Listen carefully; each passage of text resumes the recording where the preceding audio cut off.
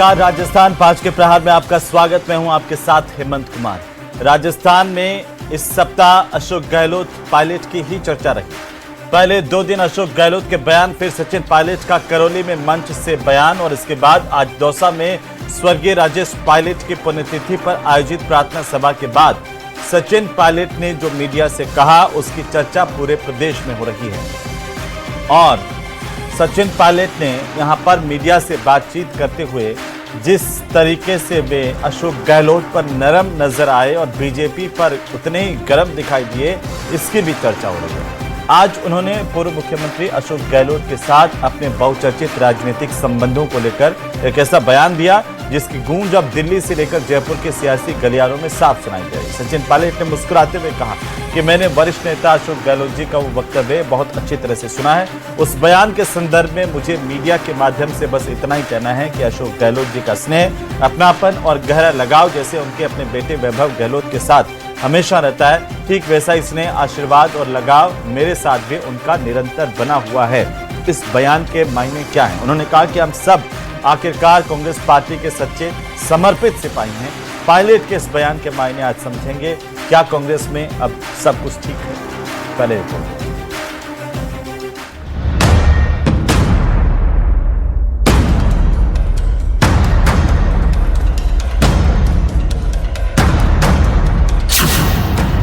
Gehlot pilot के बयानों से कांग्रेस में सियासी हलचल। 25 सितंबर की घटना जो हुई है वो उस व्यक्ति के खिलाफ भी हुई थी जिसका नाम चल गया था कि मुख्यमंत्री शपथ ले सकते हैं, पायलट साहब। इनके खुद के लोगों ने चिल्ला दिया। ऐसा माहौल बन गया कि 100 लोग इकट्ठे हो गए। गहलोत के बयान पर पायलट का रिएक्शन।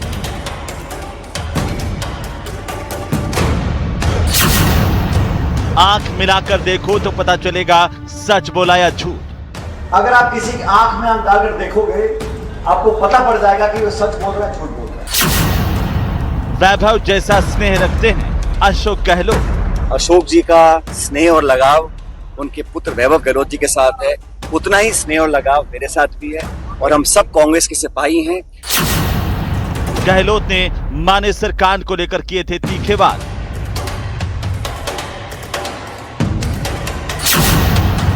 गहलोत पर नरम, बीजेपी पर गर्म हुए पायलट। भारतीय जनता पार्टी कितनी कोशिश कर ले, कांग्रेस पूरे देश में मजबूत है। मतभेद दूर, सियासत भरपूर।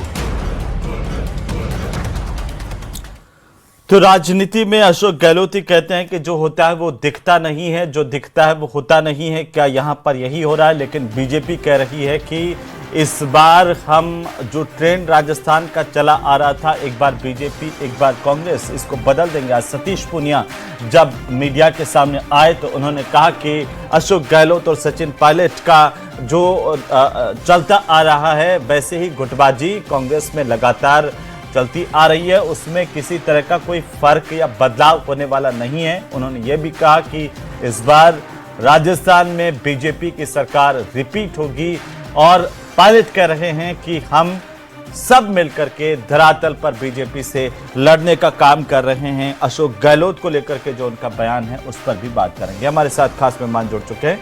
मैं सबसे पहले परिचय करवा दूं, हमारे साथ भारतीय जनता पार्टी के प्रदेश के प्रवक्ता शैलेश कौशिक जुड़े हैं और साथ ही साथ हमारे साथ हैं डॉक्टर मिथिलेश जैमिनी, वरिष्ठ पत्रकार के तौर पर।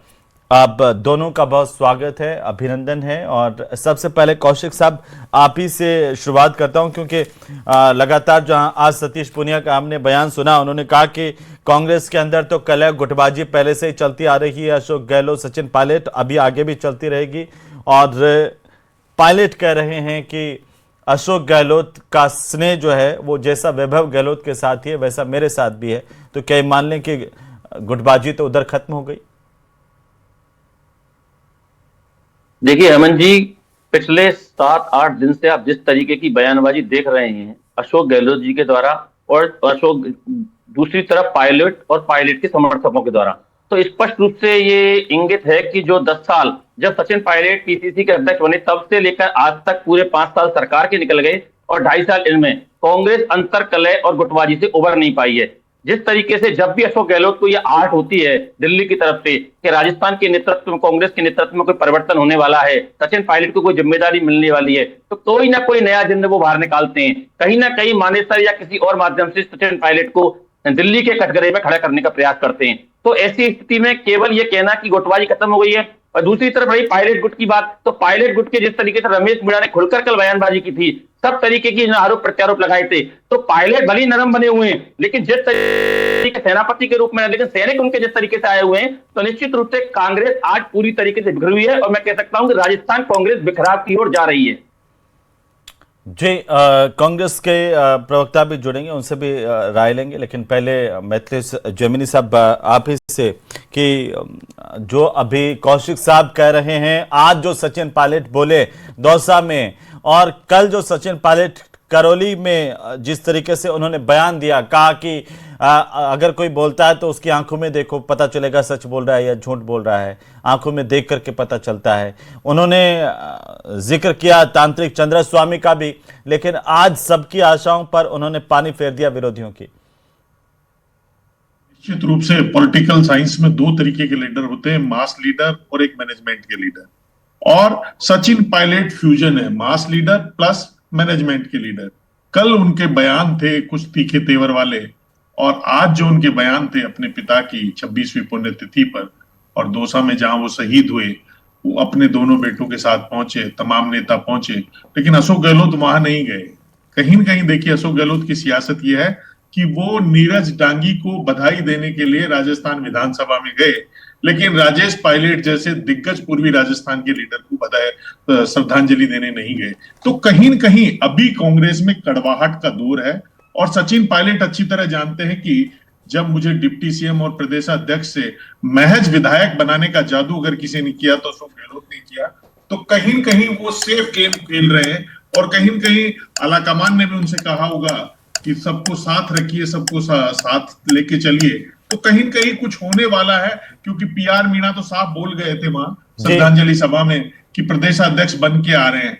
दूसरी तरफ डीसी बैरवा ने जो बयान दिया, जो दौसा से एमएलए हैं, कि सचिन पायलट ही मास लीडर है, रमेश मीणा, तमाम चीजें, जो भजनलाल जाटव, तो ये तमाम नेताओं के बयान अगर हम जोड़ के देखें तो कांग्रेस में कहीं कहीं गुटबाजी है। लेकिन ये पूरे इंडिया की और पर्टिकुलर राजस्थान की पॉलिटिक्स में चल रहा है कि जो भी मास लीडर होता है उसको जो मैनेजमेंट के लीडर होता है वो घेर कर अपने जैसे होते ना। तो फिर जैमिनी साहब, जो बीजेपी कह रही है कि कांग्रेस की गुटबाजी कभी खत्म होने वाली है नहीं, देखिए वो सही बात है। कांग्रेस या बीजेपी जो भी मास लीडर होगा उसको मैनेजमेंट वाले घेरेंगे। आप देखिए किरोड़ीलाल मीणा के लिए क्या कहा गया था, भैरव सिंह शेखावत ने कहा कि मर्द आदमी है, प्रधानमंत्री नरेंद्र मोदी ने कहा कि एक जुनूनी नेता है, लाल कृष्ण आडवाणी ने कहा कि संघर्ष की प्रेरणा किरोड़ीलाल मीणा से लेनी चाहिए, लेकिन किरोड़ीलाल मीणा पर कांग्रेस अटैक कर रही है बीजेपी की तरफ से। कौन बोला? एकमात्र मदन दिलावर। ये बताता है कि मास लीडर का, हनुमान बेनीवाल की भी यही हालत है कि वो मास लीडर है, तब वो बीजेपी के साथ थे तो उनका टायर चॉइस फूल को लेके चला गया। और सचिन, यही आप देखिए विधानसभा चुनाव में किरोड़ीलाल, पूर्वी राजस्थान को उम्मीद थी किरोड़ीलाल को कुछ अच्छा मिलेगा। जैमिनी साहब, मैं आता हूं, वापस आता हूं आपके पास में। हमारे साथ में रामनारायण मीणा जी जुड़ चुके हैं, वरिष्ठ नेता कांग्रेस पार्टी के। और रामनारायण जी, बहुत स्वागत है आपका, अभिनंदन है न्यूज 18 राजस्थान पर। बहुत बहुत धन्यवाद, आभार। रामनारायण जी, बीजेपी कह रही है और राजनीति के जानकार कह रहे हैं कि कांग्रेस के अंदर गुटबाजी कभी खत्म होने वाली है नहीं है, अशोक गहलोत सचिन पायलट के बीच के, और बीजेपी कह रही है कि हम तो सरकार रिपीट करेंगे इस बार। देखिए, बात तो सही है, दोनों पक्ष सही कर रहे हैं। वास्तव में राजस्थान में जाट समुदाय एक साथ कहीं नहीं जाता है। जब जब डॉक्टर किरोड़ीलाल ने वार किया प्रजातंत्र पे, अपना पक्ष मजबूत किया, उसके समाज ने डट के वोट दिया, इसलिए उसकी सदस्यता संख्या बढ़ी।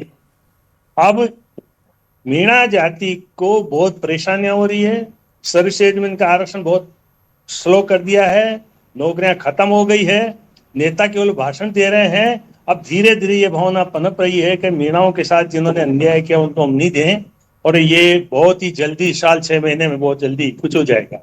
जहां तक राजेश जी पायलट का सवाल है, राजेश जी पायलट को दौसा से मीणा समाज के मतदाताओं ने जिताया। पहले चुनाव में गुर्जर समाज के लोगों ने साथ नहीं दिया, अब जरूर साथ है। सचिन पायलट जी को मेंबर पार्लियामेंट दौसा से बनवाया, वहां भी मीणा समाज के मतदाताओं ने बनाया। लेकिन ये हमारे समाज को, मीणा समाज को जो परेशानियां उठानी पड़ी है उसकी मदद किसने की? ये बहुत विचारणीय प्रश्न है। इसी के आधार पे कौन है राजस्थान मीणा की समाज का भला, राजनीति- अशोक गहलोत है या सचिन पायलट है? देखिए, दोनों को सोचना पड़ेगा, दोनों को मिलकर के साथ देंगे तो इनके झगड़े खत्म होंगे, नहीं हो कांग्रेस पावर में आ जाएगी। लेकिन हाईकमान को चाहिए कि आपसी झगड़ने वालों को थोड़ा दूर बिठा दे, तसल्ली दे दे, जो अच्छे व्यक्ति को ले आए। जी वेद माथुर साहब, लेकिन रामनारायण जी कह रहे हैं, जी। अब मंशा रामनारायण जी की जो बात सामने आई है वो यह है कि अशोक गहलोत सचिन पायलट को, दोनों को अगर जब तक राजस्थान से दूर नहीं कर देते हैं तब तक यहां पर गुटबाजी खत्म होने वाली है नहीं।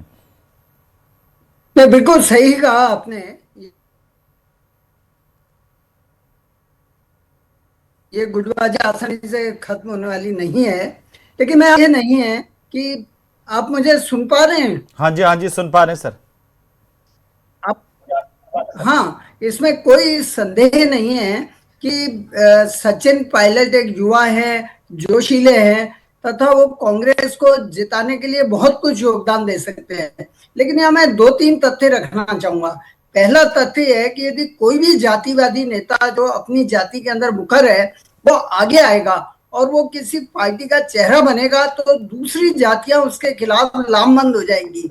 ऐसा नहीं है कि यदि सचिन पायलट आ गए तो सारे गुजर वोट देंगे, तो दूसरी जातियां निश्चित रूप से, चाहे वो जाट हो या राजपूत हो या ब्राह्मण हो, वो इनके खिलाफ लामबंद होंगे। पहली महत्वपूर्ण बात। दूसरी बात, अशोक गहलोत के लिए कहा जाता है कि वे गांधीवादी नेता है, लेकिन मुझे लगता है वो आशावादी है। वो अभी भी मुख्यमंत्री बनने की फिराक में है और उनका ये बड़ा क्लियर है कि यदि मैं नहीं बना तो कम से कम सचिन पायलट को नहीं बनने दूंगा। तो ये जो स्थिति बन रही है, कुल मिला के एडवांटेज बीजेपी है, भारतीय जनता पार्टी को फायदा होने वाला है। यही बात अभी कह रहे थे, जयमिनी साहब भी कह रहे थे। शैलेश कौशिक साहब, क्या आप इस लड़ाई में अपना फायदा देख पा रहे हैं, या जो आज सचिन पायलट ने जिस तरीके से कहा और उल्टा वो बीजेपी पर बरसते हुए दिखाई दिया? उन्होंने कहा कि अशोक गहलोत और मैं तो बिल्कुल उनका स्नेह है, हम सब मिलकर के बीजेपी के खिलाफ लड़ रहे हैं और लड़ेंगे। उन्होंने नीट पेपर लीक का जिक्र भी किया, यह भी पूछा कि किसानों की आमदनी जो है इस सरकार के अंदर दोगुनी नहीं हुई। यह भी कहा कि यहाँ पर अत्याचार बढ़े दलितों पर, गरीबों पर, किसानों पर, महिलाओं पर।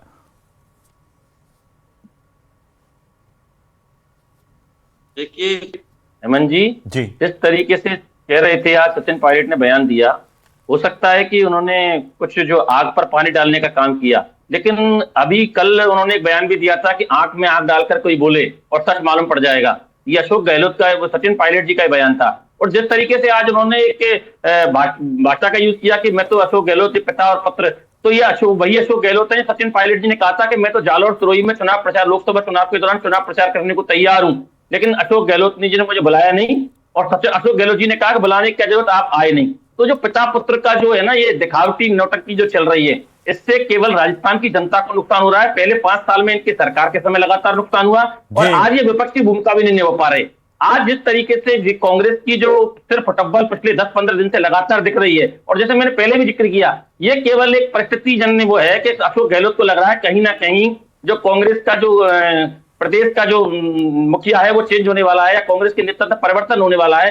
तो वो केवल सचिन पायलट को रोकने के लिए पुरानी जिस तरीके से उनकी लगी आई है, चाहे वो डिप्टी सीएम के समय हो चाहे और समय, केवल सचिन पायलट को रोकने के लिए वो बयानबाजी कर रहे हैं। कौशिक साहब कल उन्होंने चंद्रा स्वामी का जिक्र किया, कहा कि एक तांत्रिक थे चंद्रा स्वामी, उनकी बहुत तकड़े वाली पकड़ थी। और मेरे पिताजी को जब गृह मंत्रालय में काम करने का मौका मिला, सच्चाई उनके सामने आई। और उन्होंने ये भी कहा कि चंद्रा स्वामी के जो क्रियाकलाप थे वो राष्ट्रहित में नहीं थे। और राजेश पायलट साहब का उदाहरण दे रहे थे कि उन्होंने हथकड़ी लगा करके अंदर डाल दिया, ये नहीं सोचा कि आगे क्या होगा मेरा। तो वो किसके लिए बोल रहे थे? आपको क्या लगता है विपक्ष में बैठ करके कि सचिन पायलट, चंद्रा स्वामी राजस्थान में किसके लिए कह सकते हैं? देखिए, ये तो सचिन पायलट बता सकते हैं कि उन्होंने किस तरीके के वक्तव्य दिए।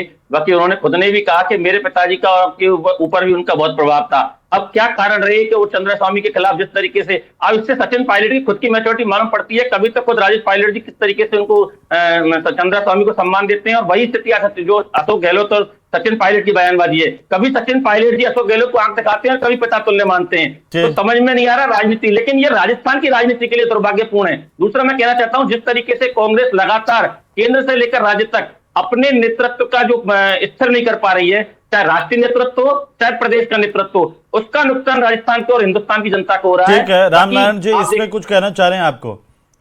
रामनारायण जी, दो बातें, कल चंद्रा स्वामी का उन्होंने उदाहरण दिया, आपको क्या लगता है कि राजस्थान में करौली से वे चंद्रा स्वामी का जिक्र क्यों कर रहे हैं? किसके लिए? कोई राजस्थान के नेता के लिए तो नहीं किया? देखिए, इशारा किसकी तरफ था? चंद्रा स्वामी जी को सारी पार्टियों के सब नेता जानते हैं, कोई पक्ष में कोई पक्ष में। मैं इतना जानता हूं कि चंद्रा स्वामी जी के आदरणीय राजेश जी पायलट और माननीय अशोक जी गहलोत दोनों खिलाफ थे, इसमें कोई दो राय नहीं है। वो देश हित की बात नहीं, वो लीडर अपना स्थापित करने की बात करते थे, तंत्र मंत्र से और अपनी तांत्रिक क्रियाओं से। लेकिन मैं सबसे ये पूछना चाहता हूं, बीजेपी कांग्रेस सभी पार्टियों से, कि राजस्थान में कानून व्यवस्था दोनों पार्टियों के टाइम पे क्यों खराब हुई? ईमानदार लोगों को मंत्रिमंडल में क्यों लिया जा रहा है? आज भी बीजेपी में भी नहीं लिया जा रहा, कांग्रेस में आज कौन बीजेपी में ईमानदार नहीं, बताओ रामनारायण जी, बीजेपी में कौन ईमानदार नहीं आज? देखिए, ये तो मैं नहीं कहना चाहता, लेकिन भरत सिंह जी को और मुझे जो टिकट नहीं दिया, कांग्रेस को उसका खामियाजा भुगतना पड़ा। व्यक्तिवादी स्थिति लाने पे ही पार्टी खत्म होती है, यही बीजेपी में हो रहा है। आज 12 अंता चुनाव में जातवाद भयंकर चला, राष्ट्रीय स्तर का चौथे नंबर का नेता भारतीय जनता पार्टी को कांग्रेस के कैंडिडेट को जिता रहा था। आप आकर के पता कर लीजिए, इतना गुटबाजी बीजेपी में हो गई है। ये कांग्रेस की बात कर रहे हैं, बीजेपी में कांग्रेस से ज्यादा गुटबाजी है और राजस्थान में धड़ेबंदी है, और ये धीरे धीरे पूरे राजस्थान में फैल जाएगी, तो बीजेपी का भविष्य भी कमजोर है। तो कांग्रेस में नहीं है क्या गुटबाजी? मैं आपसे कह रहा हूँ, हाँ, गुटबाजी सब जगह है, लेकिन सब जगह बीजेपी में उससे ज्यादा है। चले जी, जवाब देना चाह रहे हैं इसका शैलेश संक्षेप में, फिर दो और मेहमान भी हैं। शैलेश जी, देखिए अमन जी, जिस तरीके से रामनारायण जी कह रहे हैं, आज के परिदृश्य में स्पष्ट रूप से दिखा रखा है कि बीजेपी एक मुखी होकर काम कर रही है। संगठन में मदन राठौड़ जी और सत्ता में माननीय भजनलाल जी, दोनों के नेतृत्व में तमाम बीजेपी के कार्यकर्ता नेता सब एक मुखी होकर राजस्थान के विकास के लिए काम कर रहे हैं। चाहे केंद्र की योजनाओं का राजस्थान में प्रवर्तन हो, चाहे राजस्थान के संगठन को अंतिम बूथ स्तर तक पहुंचाने का काम हो। लगातार सत्ता और संगठन के समन्वय के साथ राजस्थान की जनता का विकास भी हो रहा है और संगठन भी आगे बढ़ रहा है। लेकिन कांग्रेस, आप बताइए किस तरीके से कहां एक रूप दिखाई दे रही है? कांग्रेस के अंतर्गत तो स्थिति है कि सचिन पर आज अशोक गहलोत जी कोई नया नाम लिया है कि अगर गुजर में प्रदेश अध्यक्ष बनाना है तो इसको बना दो, और जाट में बनाना है तो डोटासरा जी की इसको बना दो। तो जो 2 गुटों की कांग्रेस थी वो 4 गुटों में बट गई है। आज डोटासरा और जूली जी के गुट बन गए और अंदरूनी गुट अलग चल रहे हैं। और जहां तक रामनारायण जी कह रहे थे, मैं इनको ध्यान दिलाना चाहूंगा, इनकी सरकार के समय झोरीलाल जो विधायक थे, उन्होंने स्पष्ट रूप से कहा था, टीकाराम जूली जी का प्रमोशन हुआ था, कि इनमें, जिन पर भ्रष्टाचार के आरोप हैं, इनमें ऐसे क्या गुण हैं जो हमें नहीं है मंत्री बनने के लिए। तो वो कांग्रेस की सरकार का चित्र था, और हमारी सरकार के अंतर्गत तो स्पष्ट रूप से जीरो टॉलरेंस पर काम राजस्थान की जनता को दिखाई दे रहा है। रामनारायण जी, अरे मैं बिल्कुल शॉर्ट में जवाब दूंगा। हाँ, देखिए, राजस्थान में अकेले भजनलाल मदन राठौड़ ही नहीं है। मदन राठौड़ बहुत सिंसियर आदमी है, ईमानदार आदमी है। मदन राठौड़ दूसरे नेताओं से बीजेपी में अलग तरीके, लेकिन राजस्थान में एक दूसरी छवि है। एक इन दोनों को गवर्न करते हैं नेता, जिन्होंने अंतर चुनाव में कांग्रेस के कैंडिडेट को जिताया। आप बीजेपी कांग्रेस को जिताना शुरू कर दिया राजस्थान में। इसलिए मैं तो ये कहना चाहूंगा कि जातिगत दृष्टि सब बची हुई है। आज भाजपा में देखिए, पूछे यहाँ तो एक मुखी होकर काम ठीक है। जैमिनी साहब को लाइए भाई। जैमिनी साहब, एक बहुत बड़ी बात, दोनों तरफ से बड़ी बात है। बोलना चाहता हूँ राम जी, एक लाइन बोलना चाहता हूँ। में खुलेआम बंदूकें लेके लोग घूम रहे हैं, उनको गिरफ्तार क्यों नहीं किया जा रहा है? उनके बंदूकों के लाइसेंस कैंसिल किया। ये सरकार है क्या जो कानून व्यवस्था बिल्कुल 5 साल बाद में जाए? ठीक है रामनारायण जी हो गया, फिर ज्यादा समय नहीं है। हाईकोर्ट का जैमिनी साहब, 2 बड़ी बातें हैं। एक तो ये कि भाई कल उन्होंने जिक्र किया चंद्रा स्वामी का। अब जैसे गहलोत साहब अचानक आते ही मानेसर का जिक्र कर लेते हैं, सवाल उठते हैं ना कि बार बार इनको क्या हो जाता है। तो करौली में आकर के चंद्रा स्वामी के जिक्र को आप कैसे देख रहे हैं? और दूसरा, रमेश मीणा ने आरोप लगाया पूर्व मुख्यमंत्री अशोक गहलोत पर कि उन्होंने पैसे दिए थे जो निर्दलीय उनको सरकार के में शामिल करने के लिए, उनका मत हासिल करने के लिए, ये भी आरोप लगाया। और आज सचिन पायलट जिस तरीके से संवेदनशीलता के साथ जवाब देते हुए नजर आए, तीनों के मायने क्या है? देखिए, निश्चित रूप से एक मैच्योर पॉलिटिशियन का गेम किया है सचिन पायलट ने। यंग, और मैं कहूंगा उन्होंने कहा था शिक्षा के साथ संस्कार और जातिवाद का जो आरोप लगाते हैं उसको उन्होंने खंडन भी किया। पांचना बांध के मामले में साफ कहा कि बिजली पानी जाति धर्म से ऊपर उठकर है, और मुख्यमंत्री भजनलाल जी को दोनों गुटों को बुलाकर पानी सबको देना चाहिए। तो ये जो एक जाति का मामला था उसको कहीं न कहीं तोड़ा। तो कल कोई इंसिडेंस रहा कि पूरी राजस्थान के दो लीडर, चाहे किरोड़ीलाल मीणा ने एक बड़ी मीटिंग की हो टोडा भीम में या सचिन पायलट ने की हो, तो ये जो साच को आज नहीं, उन्होंने कहा सोने पर काई नहीं। रामनारायण जी ने जो कहा है उसके मायने समझ रहे हैं ना आप? बिल्कुल, मैं समझ गया उसका मायना। और जो इम्पोर्टेंट चीज ये है कि उन्होंने जो तांत्रिक चंद्रा स्वामी का नाम लिया, तो उन्होंने कहा कि अगर मैं गलती से राज में आ गया तो मैं वो सारी जांचें कराऊंगा जिस तरीके से मेरे पिताजी ने चंद्रा स्वामी को जवाब दिया था। अब वो अशोक गहलोत जी के लिए था। और जो सबसे इंपॉर्टेंट है बीजेपी में कि वसुंधरा राजे को कमजोर करने के लिए अंता के चुनाव में, जो रामनारायण जी उसी हल्के से आते हैं, हाड़ौती अंचल से, जिस तरीके से प्रताप सिंह सिंघवी को नहीं लगाया गया, जिस तरीके से मदन दिलावर को नहीं लगाया गया, और जो नंबर 2 की बात कर रहे हैं वो सही कह रहे हैं कि सारी बीजेपी हाड़ौती के एक लाल से ही गवर्न हो रही है, असली मुख्यमंत्री वही है। ये कांग्रेस के कई नेता कहते हैं और बीजेपी के भी कई नेता कहते हैं। नाम लेने की जरूरत नहीं है, उनके ओएसडी की भी उतनी ही चलती है जितनी केंद्रीय कैबिनेट। फिर आप कहते तो हैं कि भाई बीजेपी में ज्यादा है कांग्रेस से गुटबाजी, ये तो आरोप लगा रहे हैं, लेकिन यहाँ पर कोई इस तरह के बयान तो नहीं दिखते खुलेआम। देखिए, खुलेआम बयान इसलिए नहीं दिखते। रामनारायण जी, रामनारायण जी, यहाँ पर तो कोई नहीं कहता आपस के अंदर इस तरह से खुलेआम होकर के। एक मिनट आप देख, शांत रहिए। हाँ, मैं कहना चाहता हूँ कि कांग्रेस का 100 लीडर है राहुल गांधी। बीजेपी में कितने ही धड़े हो गए हैं। कोटा पूरे राजस्थान को गवर्न करके चल रहा है। प्रदेश अध्यक्ष और मुख्यमंत्री हाथ जोड़ के खड़े रहते हैं जब वो कोटा निकलता है। तो इसलिए बीजेपी कमजोर होती जा रही है। यदि बीजेपी ने अपना सुधार लिया तो कमजोर का आप बीजेपी तो करें, हम रिपीट करेंगे सरकार, ये परिपाटी बदल देंगे राजस्थान की। कांग्रेस भी कर रहे हैं।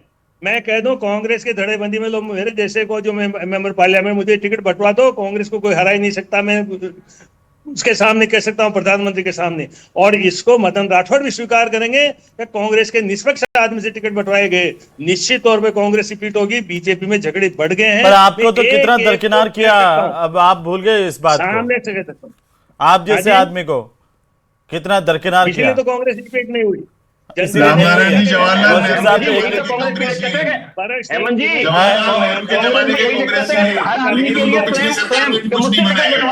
तो गहलोत की भी दिक्कत यही, सचिन पायलट की भी दिक्कत यही, और राजनारायण मीणा की दिक्कत यही। इनको संगठन पर अपने नेतृत्व पर विश्वास नहीं होता। यहाँ कांग्रेस के अंतर्गत पर उन्होंने तो बता दिया ना कि कैसे गुटबाजी है कौशिक साहब।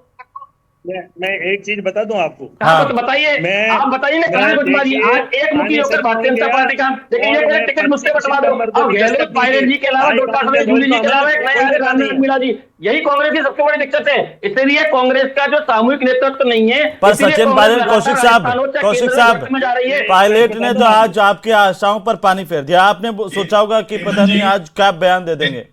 हेमंत जी, हाँ, मैं आपको एक बात, मैं ये कहना चाह रहा हूँ कि अगर बीजेपी वापस सरकार में आती है तो अशोक गहलोत यही राजनीति कर रहे हैं। इनकी बयान केवल एक दूसरे के लिए भारतीय जनता पार्टी। एक बार रामनारायण जी क्या कहना चाह रहे हैं? रामनारायण जी एक बार सुनाओ। रामनारायण जी कहना चाहता हूँ कि कांग्रेस में आज सबसे ज्यादा मानेसर और 25 सितंबर चल रहा है। रामनारायण मीणा एक ऐसा आदमी है जो मानेसर भी नहीं गया और 25 सितंबर को हाईकमान पे दबाव डालने के लिए दस्तखत भी नहीं किए। हम चूंकि हाईकमान के लॉयल थे, मैं मानता हूं कांग्रेस में गुटबाजी की नेताओं ने, इसलिए कमजोर हुई है। हम लॉयल आदमी किसने की कांग्रेस में गुटबाजी किसने की? राजस्थान में कांग्रेस रिपीट होती। नहीं, किसने की थी ये बता तो जाओ एक बार, जाता गुटबाजी किसने की? देखिए, 25 सितंबर को भी हम नहीं थे दस्तखत करने वालों में। हाँ, मानेसर कांड में भी नहीं थे पैसे। अच्छा, जमीनी साहब कुछ करना चाहिए, ठीक है। मीणा को बताना चाहिए कि मानेसर कांड में पैसे लगे कि नहीं लगे। बीजेपी की राह के लिए, हाँ, बीजेपी अगर दोबारा सत्ता में आती है तो उसका सबसे बड़ा कारण होगा, अगर सचिन पायलट को लीडर घोषित कर दिया, प्रदेश अध्यक्ष घोषित कर दिया, तो अशोक गहलोत ऐसा काम करेंगे कि कांग्रेस नहीं आए। तो किसी क्योंकि मतलब अशोक ये गहलोत किसी के की आने और से की खाई जरूरत ही तो नहीं है। ढुलाई। ये आप ये कह रहे हैं कि कांग्रेस को किसी और की हराने की जरूरत नहीं है, कांग्रेस के नेता ही काफी हैं। बहुत शुक्रिया आप सभी का चर्चा में शामिल होने के लिए। समय अब ज्यादा अनुमति नहीं देता, लेकिन फिर भी आज सचिन पायलट के बयान को लेकर के सियासत के अंदर खाने सब जगह चर्चा है कि आज पायलट क्या बोले हैं। और कांग्रेस के लोग इस बात को लेकर के खुश हैं, लेकिन बीजेपी के जो कार्यकर्ताओं नेताओं के अंदर इस बात को लेकर के खास चर्चा कि कहीं उधर सब कुछ सेटल तो नहीं हो गया। आने वाले दिनों में पता चलेगा कि ये तूफान से पहले की शांति हुई है या फिर बाद की।